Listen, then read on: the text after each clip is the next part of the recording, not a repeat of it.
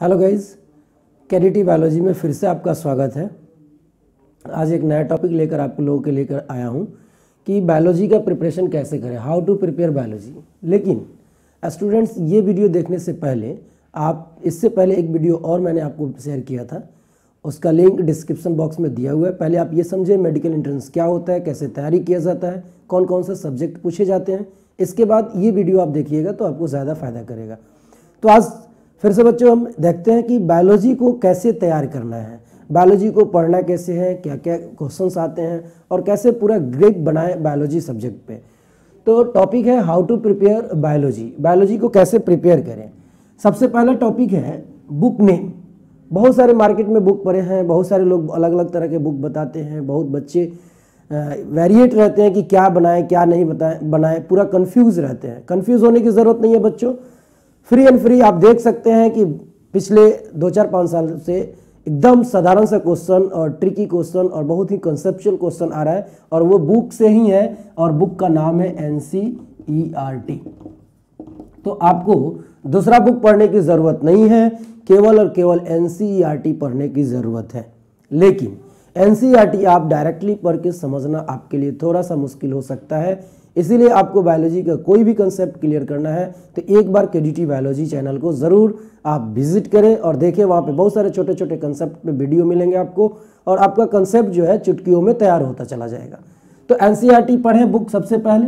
इसके बाद अब बुक को पढ़ना है तो किस लैंग्वेज में पढ़ना है, तो हमारे अकॉर्डिंग तो अंग्रेजी लैंग्वेज में पढ़ें, इंग्लिश में, और पढ़ें इंग्लिश मीडियम का बुक, लेकिन आप उसको बाइलिंगुअल समझें तब ज़्यादा आपको फ़ायदा करेगा। तो लैंग्वेज भी आपका हो गया।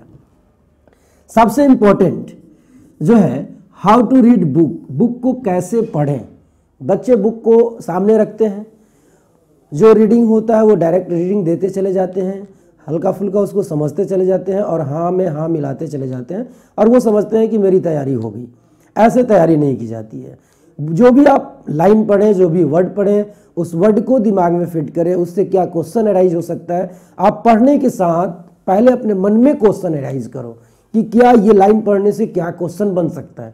अगर ये एबिलिटी आप में आ गया तो समझिए कि आपका MCQ करने का जो तरीका होगा वो आसान हो जाएगा। तो आप बुक कैसे पढ़ें, इसके लिए सबसे पहले आप अपने सामने बुक रखें और बुक को पढ़ते चले और पढ़ने के बाद उसको हाईलाइट करें।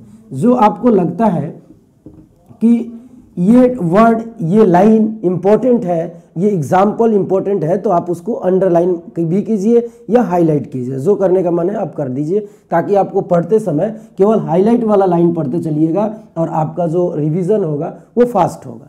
बुक को पढ़िए, सामने रखिए और उसके सामने सामने उसको क्या करते चलिए, हाईलाइट भी करते चलिए। इसके साथ साथ आप बुक के अंदर बहुत सारे NCERT में जगह दिए रहते हैं, आप एग्जाम्पल सबका अपने हाथों से वहीं पे एग्जाम्पल को राइट कर लीजिए, लिख लीजिए एग्जाम्पल, ताकि पढ़ते समय आपको फायदा होगा कि वो पैराग्राफ पढ़े और उसके एग्जाम्पल जो है किसी भी तरह का, जैसे प्लांट किंगडम आप पढ़ते हैं तो उसमें Thallophyta, bryophyta, pteridophyta, gymnosperm, angiosperm 5 group है, सबका एग्जाम्पल दिया हुआ है तो उस एग्जाम्पल को लिख लीजिए। मोनेरा किंगडम पढ़ेंगे, उसमें आर्केबैक्टीरिया का एग्जाम्पल है, वो एग्जाम्पल लिख ले।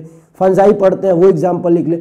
सबका एग्जाम्पल बगल में लिख ले, ताकि आपको पढ़ते समय जैसे ही आपने उस टॉपिक को पढ़ा उससे रिलेटेड उसका एग्जाम्पल आपका उसी समय कंप्लीट होना चाहिए।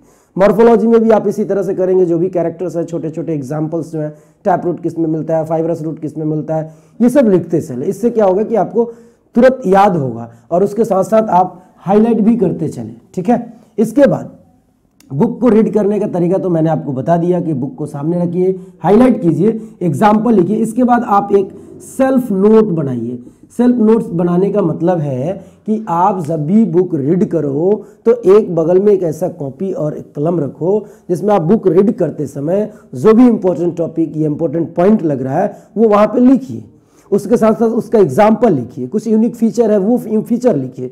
इससे क्या होगा कि आप कभी उस बुक को एक बार रीड करते हैं तो आपको रिवीजन जो होगा वो बहुत जल्दी हो जाएगा। ये सेल्फ नोट्स है जो आपको हमेशा हेल्प करेगा क्वालिटी को बढ़ाने के लिए, जो भी आपका नॉलेज है उसको नॉलेज को बढ़ाने के लिए। ठीक है।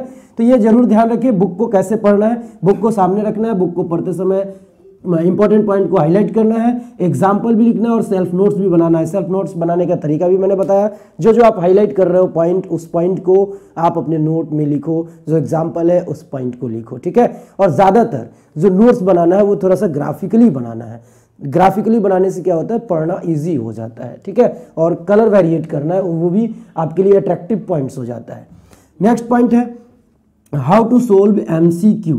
MCQ कैसे सोल्व करें बेटा, जब सेल्फ नोट्स आपके पास रहेगा, एग्जाम्पल रहेगा, तो आपको आसान होगा MCQ सोल्व करने के लिए। सबसे पहले सुनेंगे MCQ सोल्व करने का तरीका। MCQ पहले पढ़िए, जो क्वेश्चन दिया हुआ है उस क्वेश्चन को पढ़िए। उस क्वेश्चन में मेन क्वेश्चन क्या अराइज कर रहा है, उसका मेन वर्ड क्या है, उसको आप अंडरलाइन कर दीजिए। उस वर्ड से और उस मेन पॉइंट से रिलेटेड आप चीज़ को थिंक कीजिए कि ये जो पूछना चाहता है वो क्या पूछना चाहता है। अब आपका माइंड आपको बोलेगा कि ये पूछना चाहता है, उससे रिलेटेड आप अपने टॉपिक पे जाइए कि क्या करना चाहता है। लेकिन ये भी ध्यान रखना है कि 1 मिनट फॉर 1 क्वेश्चन, 1 मिनट के लिए 1 मिनट, एक क्वेश्चन के लिए 1 मिनट रहता है। इसका मतलब है कि आपको सोचना फास्ट होगा, फटाफट फटाफट सब चीज़ों को रिलेट करना होगा। ये फटाफट फटाफट कैसे रिलेट होगा, जब आप अगेन एंड अगेन पढ़ते जाइएगा, बार बार चीज़ों को पढ़िएगा, तो क्या होगा कि हमेशा परमानेंट मेमोरी में आपका कंसेप्ट चला जाएगा और सोचना जो होगा वो फास्ट हो जाएगा आपका। तो क्वेश्चन पढ़िए, क्वेश्चन में जो मेन पॉइंट है उसको अंडरलाइन कीजिए, क्वेश्चन क्या पूछ रहा है ये समझिए, और फिर अपने आप पहले सोचिए कि इसका क्या आंसर होना चाहिए। जो आंसर होना चाहिए वो पहले लिखिए, फिर उससे रिलेटेड ऑप्शन देखिए, और ऑप्शन अगर मिला तो ठीक है, नहीं मिला तो उसके अराउंड सोचिए कि उसके सराउंडिंग में क्या हो सकता है। अब तब सराउंडिंग में जो होगा वो आपका आंसर होगा, ठीक है ना। तो ये बच्चे जो होते हैं जब MCQ बनाते हैं तो वो क्वेश्चन पढ़ते हैं और उसमें से संभावनाएं देखते हैं, पॉसिबिलिटीज देखते हैं कि कौन सा होना चाहिए। नहीं, ये गलत तरीका है। आप पहले क्वेश्चन पढ़िए और आपका माइंड क्या कहता है, क्या आंसर देता है, उस आंसर को पहले लिखिए, उस आंसर को मिलाइए कि डायरेक्ट है या नहीं है, और फिर नहीं है तो सराउंडिंग को मिला के तब आंसर को चूज कीजिए। MCQ बनाने का सबसे बेस्ट तरीका है कि आप क्वेश्चन पढ़िए, समझिए, माइंड जो कहता है वो लिखिए, फिर उसको मिलाइए ऑप्शन से, और तब आपका सही होगा। आइए, MCQ की कहानी खत्म हुआ। साथ साथ एक और चीज़ है कि बायोलॉजी प्रिपेयर करने के लिए या फिजिक्स केमिस्ट्री कुछ भी प्रिपेयर करने के लिए सबसे इंपॉर्टेंट चीज़ है टेस्ट सीरीज। आपको डिस्क्रिप्शन बॉक्स में टेलीग्राम का लिंक दिया रहेगा, आप टेलीग्राम ग्रुप से जुड़ सकते हैं। उसमें आपको क्वेश्चन मिलेगा प्रैक्टिस करने के लिए, वो एक टेस्ट के तौर पे भी होगा। तो आप थोड़ा सा इन सब चीज़ों से जुड़िए। DPP का आपने नाम सुना होगा, डेली प्रैक्टिस प्रॉब्लम, वो भी कीजिए, और बहुत सारे टेस्ट सीरीज आपको मिलेंगे, उस टेस्ट सीरीज को ज्वाइन कीजिए, chapter wise, unit wise, mock test. इससे क्या होगा ना कि आपकी लेवल बढ़ेगी, आपको पता चलेगा कि हमने कितना मेहनत किया है। और टेस्ट देना बहुत बहुत बहुत ज़रूरी है, वेरी वेरी इंपॉर्टेंट कि टेस्ट आप दीजिए, टेस्ट सीरीज ज्वाइन कीजिए। KDT बायोलॉजी से भी आपको बायोलॉजी का टेस्ट मिलेगा, ठीक है, टेस्ट दीजिए। इससे आपको अपने आप को जांचने का एक मौका मिलेगा कि आपने कितना तैयारी किया है, आपने क्या किस तरह से पढ़ा है, क्वेश्चन का पैटर्न क्या है, क्वेश्चन का लेवल क्या है, ठीक है। और जो DPP के फॉर्म में क्वेश्चन बनाना चाहते हैं, पर डे क्वेश्चन मैं डालता हूं टेलीग्राम ग्रुप पे, और टेस्ट के फॉर्म में भी क्वेश्चन आपको मिलेगा। डिस्क्रिप्शन बॉक्स में सारा चीज़ का लिंक दिया रहेगा, आप उससे ज्वाइन कीजिए और उससे अपना तैयारी कीजिए। टेस्ट सीरीज वेरी इंपॉर्टेंट, ये बहुत जरूरी है। आप बुक पढ़ लिए, आप MCQ भी बना लिए। अब ये जानना है कि आपको ये बुक पढ़ने के बाद आपका एग्जाम्पल से नोट्स हाईलाइट सब हो चुका है, MCQ भी आप अच्छे से बना ले रहे हैं, लेकिन आपको जब एक क्वेश्चन पेपर मिलेगा, उस क्वेश्चन पेपर को आप कैसे सोल्व कर रहे हो, एग्जाम के तौर पे जिस तरह से एग्जाम का इन्वायरमेंट रहता है उस एग्जामिनेशन हॉल का, उस तरह से बैठ के एक टाइम फिक्स करके और तब आप टेस्ट दीजिए। तब आपको पता चलेगा कि आप किस तरह से उसमें परफॉर्मेंस कर पा रहे हैं और नहीं कर पा रहे हैं।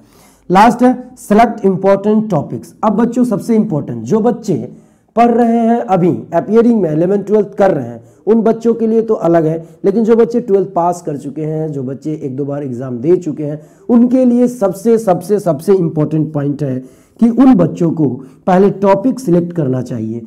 सबसे पहले टॉपिक सिलेक्ट करना चाहिए कि हमको फिजिक्स में कौन कौन सा टॉपिक पढ़ना है, केमिस्ट्री में कौन कौन सा टॉपिक पढ़ना है, बायोलॉजी में कौन कौन सा टॉपिक पढ़ना है। पर्सनली मैं आपको बायोलॉजी के लिए बता रहा हूँ कि बायोलॉजी में आपको कौन कौन सा टॉपिक इंपॉर्टेंट है, मतलब आपको ये सिलेक्ट करना होगा। मैं अभी टॉपिक की चर्चा नहीं कर रहा हूँ, आपको ये सिलेक्ट करना होगा कि मार्क्स के हिसाब से नंबर ऑफ क्वेश्चन कहाँ से ज़्यादा आस्किंग हो रहे हैं, उसके हिसाब से आपको टॉपिक सिलेक्ट करने होंगे और उसको पहले पढ़ने होंगे।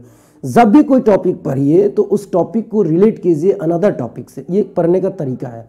आप सेल पढ़ रहे हो तो सेल का इंपॉर्टेंस जेनेटिक्स में है, आप जानते हो जो बच्चे 12th पास कर चुके हैं। तो इस तरह से जो भी टॉपिक पढ़िए, जो भी एग्जाम्पल पढ़िए, जो भी कैरेक्टर्स पढ़िए, देखिए और कहीं लिंक है या नहीं है। जो लिंक है उसी समय उसको भी पढ़ लीजिए, ताकि वो दोनों को मिलाकर जो भी MCQ आने वाले हैं वो आपका उसी टाइम सॉल्व हो जाता है। तो आप टॉपिक को ज़रूर सेलेक्ट करें, और किसी भी तरह का आपको बायोलॉजी का गाइडलाइन चाहिए तो KDT बायोलॉजी ऑनलाइन क्लासेस है, आप उससे जुड़िए, और आपको जो भी बायोलॉजी के रिगार्डिंग जो भी गाइडेंस चाहिए वो आपको मैं प्रोवाइड करूँगा।